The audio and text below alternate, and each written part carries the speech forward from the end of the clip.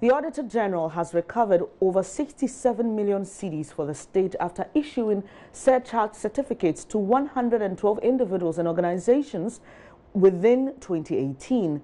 The recoveries were from public officers, individuals and institutions that authorized payments or fraudulently misappropriated funds and were surcharged in accordance with the law. There is more in the following News Desk report. The special audit report of the Auditor-General on disallowance and surcharge as of 30th November 2018 cites individuals and institutions including Roland Agambiri, CEO of RLG, Sylvester Mensah, former CEO of the National Health Insurance Authority and NDC presidential hopeful, Ras Boating, former CEO of the NHIA, Zoom Lion Company Limited, amongst others, and altogether they are to pay an amount of over 400 million Ghana cedis.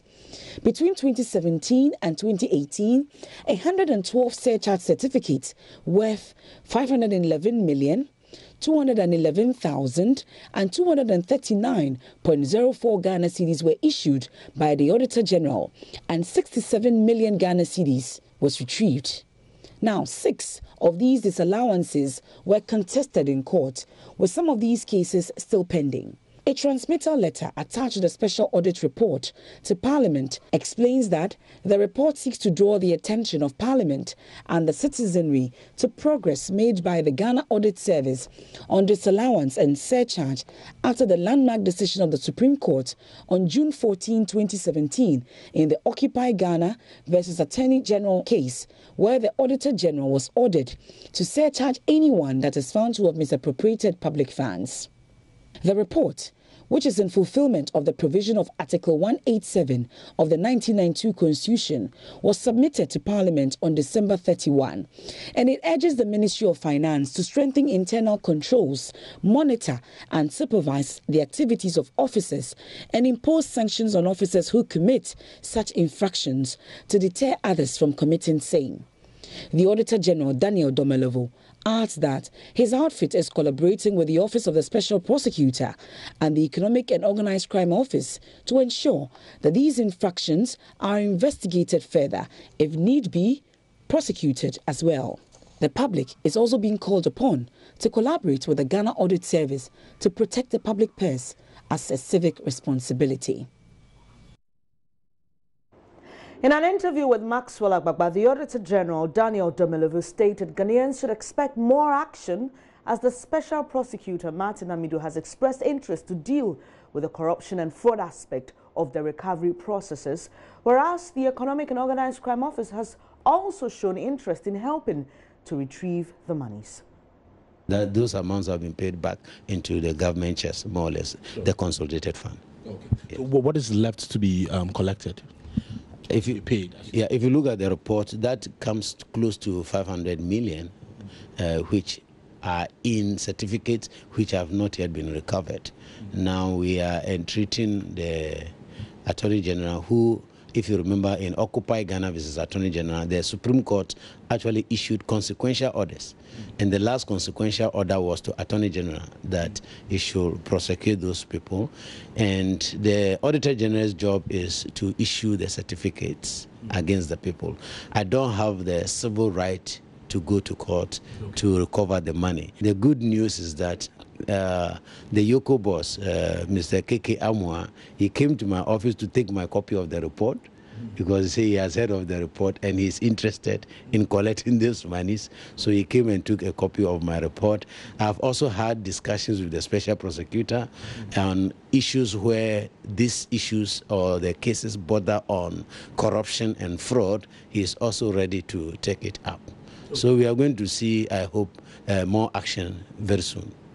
More action very soon. So I just want some bit of clarification. So we have 67 million Ghana cedis in the consolidated fund now. Now we are waiting to retrieve how much more? You say 500 million Ghana cedis? About 500 million. If you look at the report, we have shown those that we have surcharged and what we have recovered. Okay. So about 500 million is still outstanding, which has not yet been collected. Okay. So the entities or the individuals who have been surcharged, we told you have 14 days to actually challenge the certificate of disallowance and surcharge. Yes, not exactly that.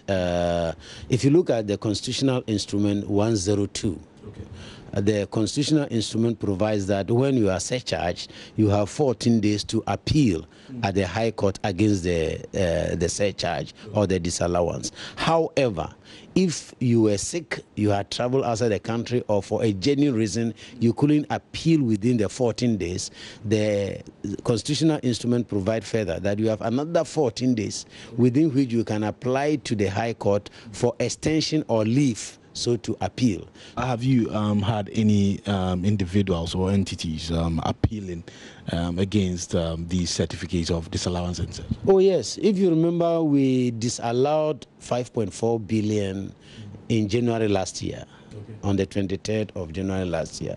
We have had 6 appeals against those surcharges.